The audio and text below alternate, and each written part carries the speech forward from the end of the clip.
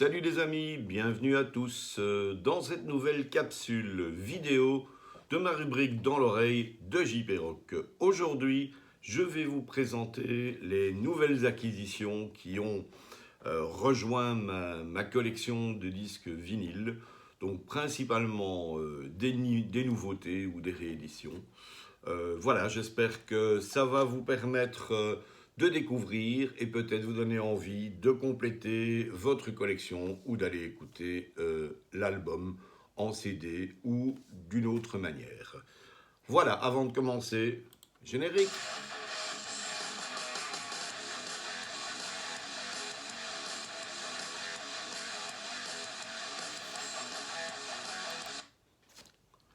Me revoici. Alors, commençons tout d'abord avec le premier album dont je voulais vous parler. La réédition en vinyle donc d'un album de Martin Rev. Alors c'est réédité en fait sur Bureau B. Bon, on ne connaît pas du tout, je dirais, ce label. Voilà, c'est une édition européenne. C'est un album en fait qui était sorti en 1996 et que l'on retrouve actuellement donc en vinyle. C'est donc l'album See Me Riding. Rien de spécial au niveau de l'édition. Bon, c'est un vinyle normal, black.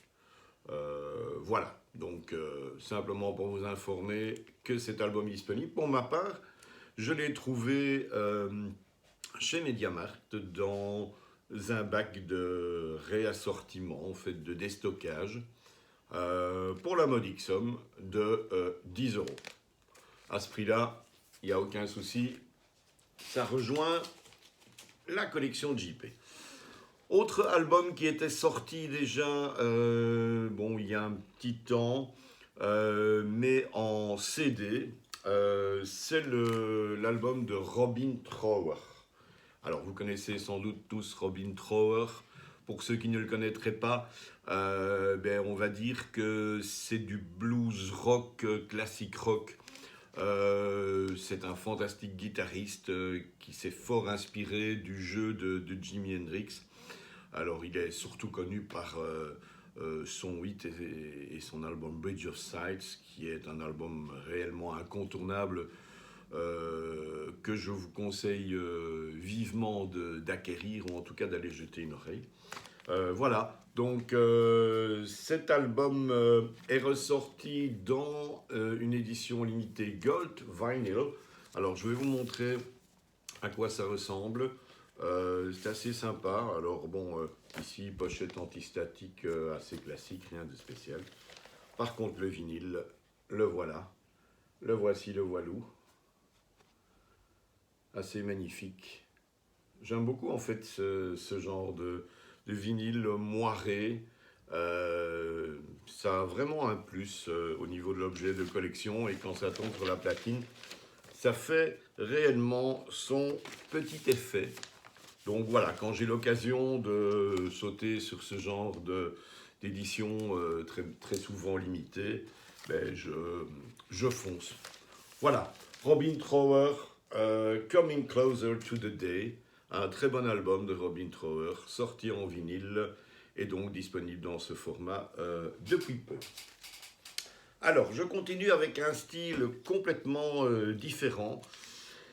Le dernier album, ça c'est tout récent, de Dark Funeral. Alors, si vous aimez le black metal, Dark Funeral est pour vous. On est là dans du black metal scandinave, très speedé, très lourd, avec un son très très brut. C'est un bon album. Je dirais pas que c'est leur meilleur, mais c'est un très bon album. Si vous aimez le groupe, vous n'allez pas être déçus. Dark Funeral, We Are the Apocalypse, avec une chouette pochette qui fout toujours un peu les jetons. C'est la marque de fabrique du groupe.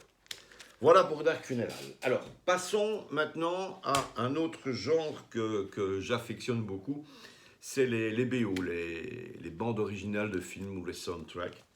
Et là, j'ai fait l'acquisition d'un film qui est pour moi un film culte, qui est Big Trouble in Little China.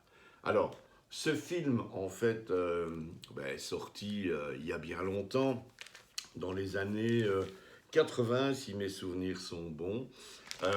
Et on retrouve bien sûr notre ami Kurt Russell, qui jouait aussi dans New York 1997. Alors, Big Trouble in Little China est aussi un film de John Carpenter. Moi, je suis très très fan de John Carpenter. Et ce film a véritablement une dose d'humour absolument incroyable.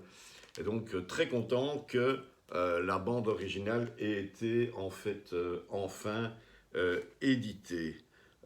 Et c'est chez le label Mondo. Alors, Mondo fait pas mal de bandes originales. C'est un label de référence. Ils sont un petit peu chers, mais en général, c'est toujours un très bel objet. Alors, je vais vous montrer un petit peu à quoi ressemble donc la bête.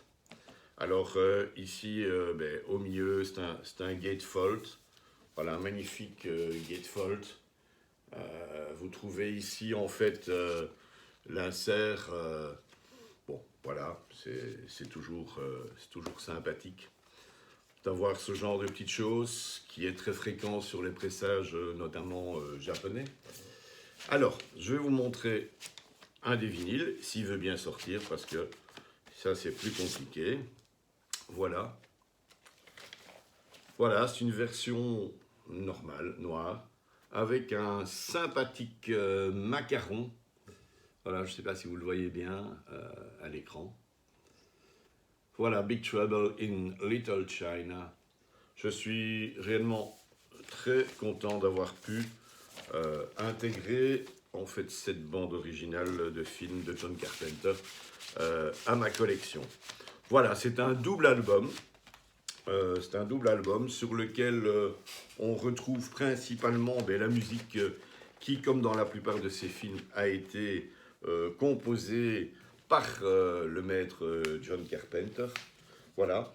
Et alors, bon, pas vraiment, je dirais, de score là-dessus. Donc, il y a un morceau qui s'appelle d'ailleurs Big Trouble in Little China, qui était interprété par Coupe de Ville. Ça me dit absolument rien au niveau de nom de groupe. Mais bon, en tout cas, c'est une chouette BO qui vaut la peine qu'on l'écoute. Alors, passons dans un autre genre et quittons un petit peu, je dirais, le monde de la bande originale avec cet album de Patti Smith. Album de Patti Smith qui date en fait d'un concert de 1998. Voilà, c'est un broadcast 1998. Double album enregistré donc à Chicago, sur lequel on retrouve une pléiade de titres formidables de Patti. Alors, bon, j'en cite quelques-uns comme ça. Dancing Barefoot, Raised on the Beach, Wings, Summer Cannibals, Free Money, Because the Night, People Have the Power, bien sûr, Rocking in the Free World, Rock and Roll Nigger, Gloria, etc., etc., etc. Un double vinyle très sympathique, dont le son est très très bon, qui a été édité sur le label Parachute. Voilà, c'est de l'import, mais si on aime Patti Smith, c'est très très conseillé. Alors, passons maintenant à un groupe que j'affectionne excusez-moi, particulièrement. C'est le groupe Ginger. Alors, Ginger, c'est un groupe ukrainien. On en parle pas mal pour le moment, vu les événements de l'attaque de la Russie sur l'Ukraine. Il faut savoir que les membres de Ginger, d'après les dernières infos qu'on a eues, étaient réfugiés pratiquement tous à Kiev, mais étaient sains et saufs et en bonne santé. On leur souhaite beaucoup de courage et que tout se passe bien, parce que artistiquement, si vous avez le métal, franchement, Ginger, c'est une claque. Avec une chanteuse fantastique, vraiment fantastique. Les compos sont vraiment sympas. Ça des potes graves. J'ai pas encore eu l'occasion de les voir sur scène, mais on m'a dit que ça valait son pesant de cacahuètes. Voilà l'album. Alors rien de spécial, c'est un vinyle noir avec un macaron relativement sobre. Mais bon, voilà, je dirais que dans l'ensemble, je vous conseille tous les albums de Ginger. Ils ont tous quelque chose, ils sont tous particulièrement réussis. Celui-ci s'appelle Wallflowers et c'est une petite pépite dans le genre. Donc n'hésitez pas à vous jeter dessus si le métal est votre genre de prédilection et si vous aimez bien entendu ce style de musique. Voilà. Alors, restons toujours dans le métal avec un groupe qui reste très très qualitatif au fil des années. C'est Hammerfall. Alors, Hammerfall vient de sortir donc un dernier opus, Hammer of Down. Alors, on retrouve toujours évidemment cette symbolique du marteau. C'est toujours des pochettes assez sympathiques. Et je dois reconnaître que Hammerfall, avec Kamelot peut-être, fait partie, et Symphonix, fait partie des groupes de ce style de power metal symphonique un petit peu prog par moment, qui continue à me plaire à travers les années. Car beaucoup d'autres groupes, j'avoue que je m'en suis lassé, ils ont tendance à nous refaire chaque fois le même album, et c'est parfois un peu fatigant. Hammerfall, je l'ai acheté un petit peu comme ça, sans en attendre grand-chose. Et finalement, ben voilà, cet album est très réussi, il fait le boulot. Vous mettez ça sur votre platine, ben vous pouvez pas vous empêcher de vous dire, c'est quand même vachement bien torché, vachement sympathique. Donc voilà, un bon Hammerfall que je vous conseille donc vivement à partir du moment où vous aimez le groupe. Et si vous n'aimez pas, ben jetez une oreille qui sait, vous allez peut-être être séduit. Et ce sera toujours ça de gagner. Restons dans le métal, mais là beaucoup plus hard, beaucoup plus agressif, avec un groupe que j'aime beaucoup et qui sera bientôt au mois d'octobre, si je me rappelle bien, en concert au Trix à Anvers, en compagnie de Abbat. Abbat, qui est aussi un groupe fantastique que je vous ai présenté d'ailleurs dans une autre vidéo. Et ce groupe donc qui sera en concert avec Abbat, ben, c'est Waten. Alors, Waten, ce sont des prestations scéniques absolument bluffantes, à grands coups de lance-flammes, de fumigènes, d'explosions. C'est une musique explosive aussi, mais très très bien torchée. Les gars savent vraiment de quoi ils parlent. J'aime beaucoup et j'attendais donc cet album avec une certaine impatience. Alors, il est sorti bien entendu aussi en CD, comme la plupart de ce que je vous montre, mais ici, je me suis dit qu'il fallait que je me procure cet album-là. Donc là, vous avez le petit livret, voilà, avec les paroles, avec les infos. Et surtout, vous avez un vinyle qui est présenté comme étant Green Splatter. Alors, Green Splatter, ça veut dire quoi? Eh bien, ça veut dire ceci. C'est absolument somptueux, voilà. Splatter éclaté, en fait, sur ce magnifique verre translucide. Honnêtement, ils ont fait un beau boulot. C'est le petit plus pour les collectionneurs de vinyle de pouvoir mettre la main sur des éditions comme celle-là qui allient la qualité de la musique, parce qu'à la base quand même il faut bien se dire que c'est pour ça qu'on l'achète, à une présentation absolument superbe de l'objet en lui-même. Alors, changeons de style, ça va peut-être un peu vous étonner parce que je suis absolument pas friand, même si j'ai souvent essayé de rap ou de hip-hop, c'est pas trop mon truc. Mais il y a un ou deux groupes dans le genre que je suis et que j'aime beaucoup. Et les maîtres de file, pour moi, c'est eux, c'est Cypress Hill. Alors, je ne peux pas encore vous parler réellement de cet album musicalement parce que je l'ai acquis très très récemment, je n'ai pas encore eu le temps de l'écouter. Mais bon, Cypress Hill, il faut savoir que c'est quand même les papes du hip-hop. C'est un groupe que j'ai eu l'occasion de voir il y a bien longtemps en festival ou pré-festival à Hasselt. Je pense d'ailleurs, mais bon, si certains d'entre vous y étaient, vous pouvez me laisser un commentaire ou réagir. Je me demande s'il n'était pas dans les groupes qui jouaient avant Neil Young et Pearl Jam, parce qu'il y avait eu une tournée qui était passée par Hasselt, par le Kiwit, où Neil Young en fait jouait avec comme backing band Pearl Jam, sans Eddie Vedder bien sûr. Je sais que Biohazard était de la partie et je suis presque certain que Cypress Hill était là aussi.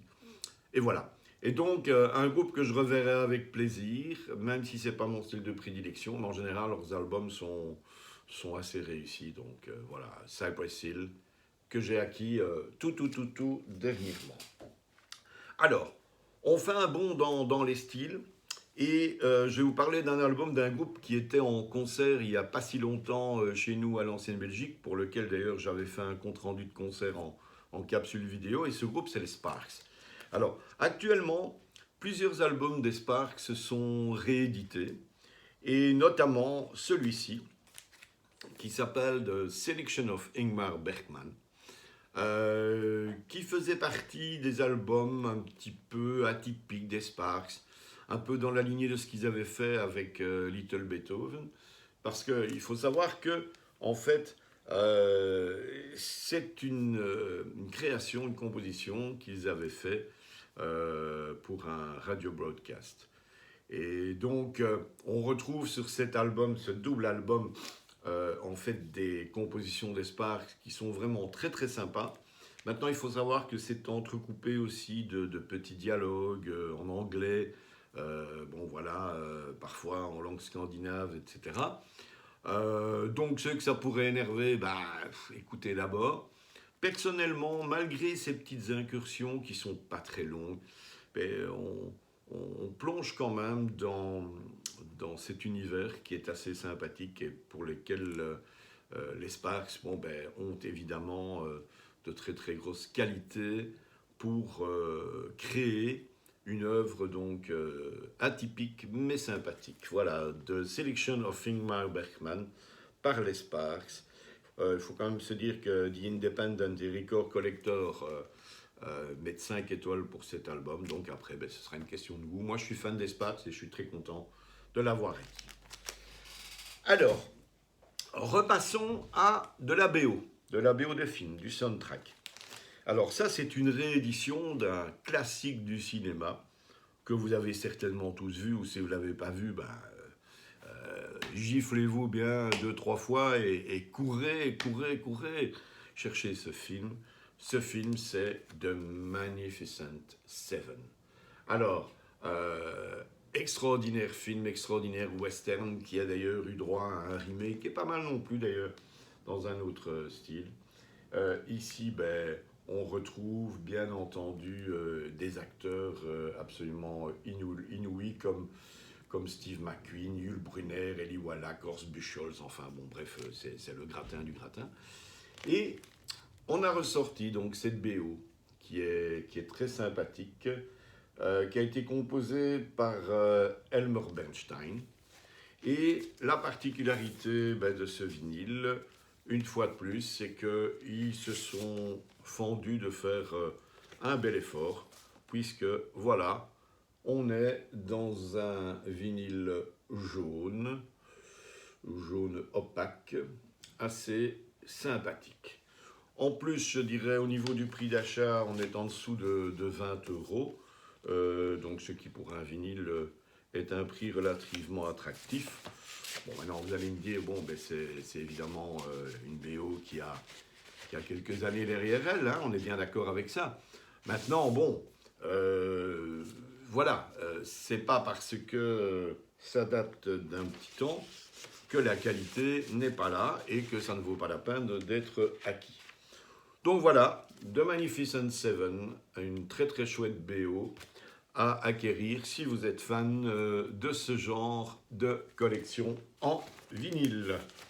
Alors, restons dans la BO, dans un tout autre style. Et ça, je suis content aussi parce que, honnêtement, ils viennent de ressortir une édition remasterisée de ce film, de la BO de ce film, Hellraiser 3, Hell on Earth. Alors, vous vous rappelez certainement de cette trilogie de Hellraiser. Alors que je dis trilogie, en fait, je devrais dire, je pense qu'il y a eu 7, 8 ou 9 films, enfin même peut-être plus. Bon, maintenant, il faut savoir qu'ils ont tiré sur la corde et que, pour moi, véritablement, c'est une trilogie, quoi. Les 3 premiers sont incontournables. Après, ben, si on est vraiment fan, on peut jeter un œil là-dessus. C'est pas toujours mauvais, parfois c'est franchement raté. Mais ça fait partie du tout bon et c'est le 3e opus. Voilà. Alors, une fois de plus, ben, il fallait pour Hellraiser avoir quelque chose de bien. Donc, de nouveau, eh bien, ils n'ont pas lésiné sur la présentation. Regardez-moi ce vinyle absolument incroyable, translucide, sanglant, avec Pinhead ici en macaron. C'est absolument bluffant. Voilà. Et ça donne un petit plus. Voilà. Je vais vous montrer le deuxième parce qu'il est tout à fait identique au niveau de la présentation. Mais c'est une très très belle édition. Alors, je ne vous dis pas au niveau du son, c'est colossal. Vraiment, vraiment très très bon. Donc voilà, si vous aimez le film, si vous aimez Hellraiser, la franchise, et que la musique vous accroche autant que le film, vous savez que Hellraiser 3 est dans les bacs et que vous pouvez vous le procurer. Encore une BO, Ghostbusters, le 2. J'ai trouvé en original le premier, c'est sympa. Bon, c'est une très très chouette franchise. Bon, il y a 4 Ghostbusters. Alors c'est amusant parce que finalement l'éditeur essaye de nous refiler en coffret 3 sur 4, c'est-à-dire le premier, celui-ci, le 2 et le tout dernier qui vient de sortir, qui entre parenthèses est un très chouette film, très sympa. On occulte un petit peu celui qui est sorti avant avec les filles. Bon, c'est vrai que c'était pas génial, génial. Excusez-moi. Mais bon, voilà, ça c'est la BO du deuxième. Elle est très sympathique. Et une fois de plus, vous savez que si je déballe, ben, c'est qu'il y a un truc à montrer. D'abord, voilà ici le gatefold assez sympa. C'est toujours chouette, on trouve des chouettes photos comme ça. C'est sympathique de retrouver nos personnages. Voilà. Vous avez un petit insert aussi très sympathique voilà, à l'intérieur. Voilà. C'est une belle édition en fait. C'est une belle édition. Ils se foutent pas de nous de ce côté-là. Voilà. Et alors, ben, le vinyle. Eh bien, le voilà, incroyable, un splatter translucide sur lequel on trouve les traces d'explosion. C'est incroyable et c'est vraiment sympathique. Enfin, moi j'aime bien, honnêtement, là vous retrouvez voilà, le logo et notre petit fantôme favori. Voilà, on va le mettre à l'endroit, c'est mieux. Voilà, donc cette chouette BO de Ghostbusters 2 qui fait vraiment l'affaire. Et il faut reconnaître une chose, c'est que la musique, la BO, est aussi réussie que le premier. Donc si vous avez aimé le premier Ghostbusters, si vous avez aimé écouter les titres ben, à l'époque dans cette première BO, ben, vous n'allez pas être déçus si vous vous procurez celle-ci. On reste dans le même esprit au niveau de la bande originale du film. Alors, sortons des BO et passons à un groupe teinté années 80 avec Level 42. Voilà, Level 42. Alors ça, c'est pas un album récent, hein. Comme on le voit ici, c'est un Music on Vinyl. Donc Music on Vinyl, c'est un label qui réédite en fait des albums qui parfois ne sont jamais sortis en vinyle ou avec des nouvelles rééditions. Et bon voilà, j'ai pris cet album parce qu'on retrouve quelques titres sympas de Level 42, bon, notamment Forever No, All Over You, One in a Million, voilà, enfin, Taking in Your Sleep. Voilà, c'est tous des chouettes morceaux qui ont bercé les années 80. Et ici aussi, ben, on bénéficie d'une sympathique version. Alors, ils ont foutu ça dans une pochette plastique, bon, un petit peu à à l'asiatique, ça protège bien, mais c'est un peu chiant à ouvrir. Voilà. Et je vais vous montrer le vinyle aussi, qui est sympa. Voilà. Un vinyle splatter aussi. Légèrement, on va dire, argenté, brun, ambré. C'est difficile à décrire au niveau de la couleur. Mais c'est bien sympathique. Et c'est du 180 grammes. Donc ça aussi, hein, c'est important si vous mettez au vinyle, d'avoir, je dirais, des vinyles de qualité. Alors, par rapport à ça, ben, il faut savoir une chose, c'est que quand on vous propose par exemple des picture discs, bon, très souvent, ben, c'est joli, c'est un bel objet, c'est à mettre dans votre collection, mais on ne peut pas vraiment dire que qualitativement, au niveau de la musique, ce soit top. On sait très bien que les picture discs, en général, le son n'est pas terrible. Voilà. Par contre, les vinyles couleurs, on m'a déjà posé la question en disant, oui, mais bon, est-ce que finalement, un vinyle couleur, c'est peut-être sympathique, mais est-ce qu'au niveau du son, ça vaut un vinyle noir? Eh bien, honnêtement, en tout cas, c'est mon avis, et je pense que d'autres collectionneurs de vinyles avec qui j'ai discuté confirment ça aussi. Au niveau du son, en effet, la couleur n'intervient pas. Voilà, les picture discs, attention, les vinyles colorés, en général, quand c'est bien fait, ça ne pose pas de soucis. Alors, continuons avec les dernières acquisitions.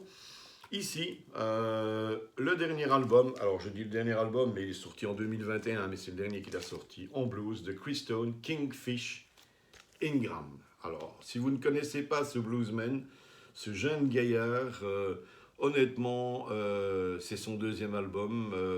Allez jeter une oreille sur le premier, écoutez celui-ci. C'est franchement du tout bon. Un jeu de guitare absolument incroyable, énormément de feeling. C'est du blues, mais du blues inventif, avec beaucoup d'âme. Voilà. Et de nouveau, dans cette collection, eh bien, on a un vinyle pour lequel ils ont fait en une très très belle version. La voilà, la voilà, la voilou. Avec un vinyle rose transparent, légèrement tacheté. Enfin, c'est assez sympathique. Et si je me rappelle bien, ce vinyle neuf est vendu à un peu moins de 20 euros. Donc ça reste totalement raisonnable au niveau du prix et au niveau de la musique. Bah, croyez-moi, c'est super bon. Alors, je passe à autre chose. C'est un peu atypique. Je sais que certains d'entre vous aimeront, je pense, notamment à mon ami le DOP, voilà, qui aime bien tout ce qui est atypique, etc. Ils viennent de sortir deux albums, voilà, qui s'appellent en fait Pin-Up Girls. Voilà, voilà, voilà, les Pin-Up Girls. Alors, j'ai vu les pochettes, je me suis dit, ces pochettes sont incroyables. J'adore ce genre de dessin de cette époque. Je me suis dit, bon, finalement, qu'est-ce que c'est?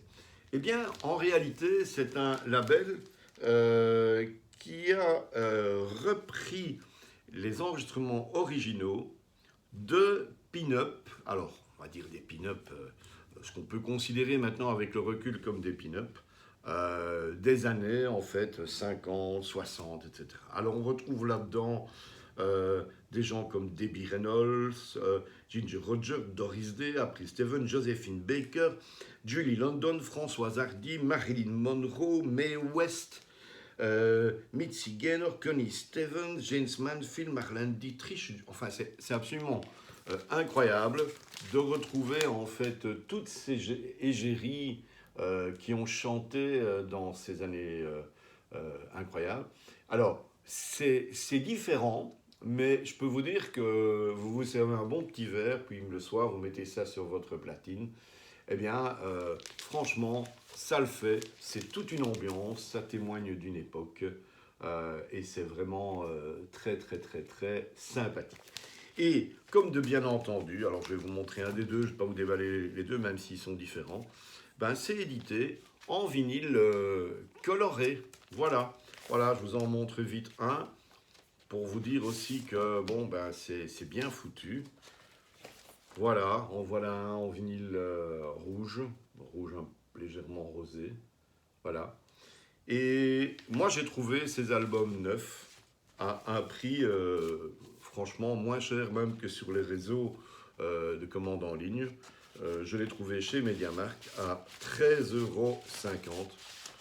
Et à ce prix-là, franchement, si vous aimez, ça ne se refuse pas. Et si vous n'aimez pas, eh ben, finalement, c'est pas grave. Vous pourrez toujours faire comme certains, vous encadrer les pochettes, quoi. Hein, franchement, en plus, c'est super décoratif. Mais non, c'est vachement bien. Ça vaut la peine d'être écouté. Alors, on arrive un petit peu à la fin. Voici le dernier Thunder en vinyle qui est sorti. Très très bon album. Le précédent était aussi impeccable. Bon, ben Thunder, c'est une valeur sûre. Hein. On sait très bien que ce hard rock british est excellent. Je vais vous montrer l'intérieur aussi, parce que bon, ça vaut la peine. Voilà, voilà l'intérieur de Dopamine. Et ben, les deux vinyles sont des vinyles colorés aussi. Chaque vinyle est différent. Le premier est blanc et le deuxième est brun, couleur un petit peu cigare, comme ça. Voilà.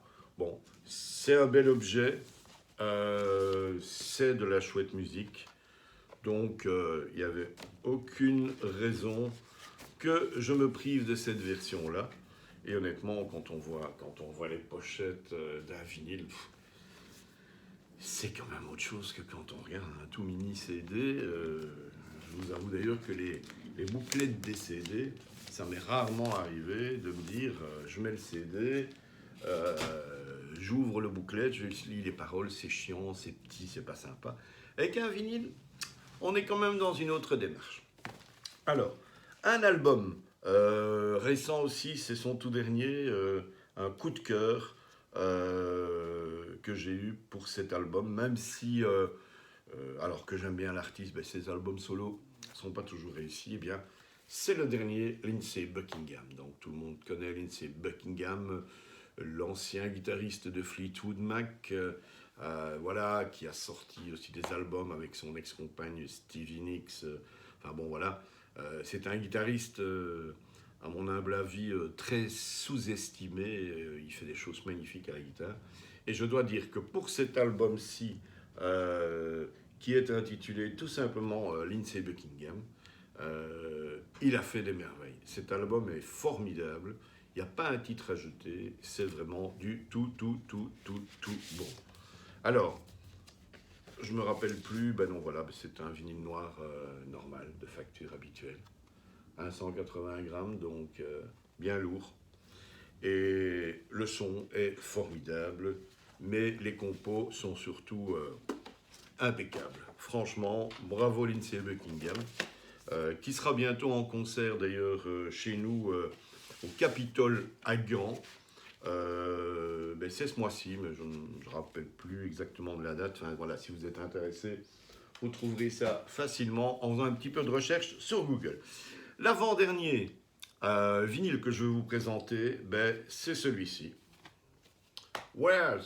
Alors, Weird, c'est le dernier album de Youngblood. Youngblood qui va se produire à Forêt Nationale le 13 de ce mois. J'y serai parce que j'ai vraiment envie de voir le phénomène sur scène. Je l'avais loupé les autres fois. Si vous ne connaissez pas, écoutez, c'est une folie de rock actuel, mais qui emprunte beaucoup, je dirais, à l'histoire du rock. Ce gars est une bête de scène, il dégage une énergie absolument incroyable. Ça va plaire autant à la jeune génération que à ceux qui ont l'habitude d'écouter du classique rock, etc. Et voilà, on retrouve ici un magnifique vinyle immaculé, tout blanc, tout blanc, tout blanc et opaque. Voilà, Youngblood. Ce monsieur a sorti un premier album qui, franchement, a tout de suite mis les choses au point, qui était impeccable. Il y a un album live aussi qui est disponible. Moi, mais je l'ai trouvé qu'en CD. Voilà, mais ça témoigne bien de la puissance du bonhomme sur scène. Donc voilà, Youngblood, World, encore une galette qui rejoint ma collection. Et puis, je vais terminer avec, excusez-moi, avec ce qui est l'événement du moment pour beaucoup, évidemment, pour beaucoup d'amateurs de chansons françaises et pour tous ces fans, même si beaucoup ont décrié un petit peu la carrière, l'évolution du bonhomme en disant bon, voilà, il a touché le fond, sa voix n'est plus ce qu'elle était, etc. Alors bien sûr, vous vous en doutez, je parle de qui? Je parle de Renaud. Renaud qui vient de sortir son nouvel album, Métèque. Alors, je vais vous donner ma position sur Renaud. Moi, je pars du principe que quand un artiste vous a donné tellement de bonheur pendant des décennies, et Dieu sait si Renaud a sorti des pépites, a donné des concerts légendaires. Moi, j'ai eu la chance de le rencontrer lors d'un de ses tout premiers concerts au Théâtre 140, voilà, et de partager une bière avec lui et ses musiciens. Enfin bon, c'est une anecdote dont je vous parlerai, voilà. C'était le Renaud tout jeune qui démarrait, etc. Le mec était voilà, interpellant, un petit peu jouette. Bon, c'est un personnage. Mais il m'a donné tellement d'émotions musicales que même si il est passé par des moments maintenant très très compliqués, que sa voix est vraiment plus qu'elle était, même si sur cet album on sent qu'il va mieux. Mais bon, ce qui est perdu est perdu. Eh moi Renaud, il est toujours dans mon cœur. J'aime bien le bonhomme, voilà, je continue à acheter ses albums, même sans savoir exactement ce qu'il y a dedans. Je lui fais confiance. Je pense que c'est comme ça un peu dans une histoire d'amour, à partir du moment où un des deux protagonistes va moins bien, c'est sympa de rester à ses côtés. Je n'aime pas trop ceux qui viennent cracher dans la soupe et qui brûlent ce qu'ils ont adoré avant. Après, bon, bien sûr, si vous n'avez pas envie de dépenser votre argent pour acheter des albums que vous trouvez moins qualitatifs, c'est bien sûr, c'est tout à fait compréhensible et je vous comprends. Mais effectivement, voilà, Renaud, pour moi, ça reste toujours un grand bonhomme. Donc voilà, ceci est son dernier album, Métèque, dans lequel il reprend en fait des morceaux qu'il a beaucoup aimés d'artistes emblématiques.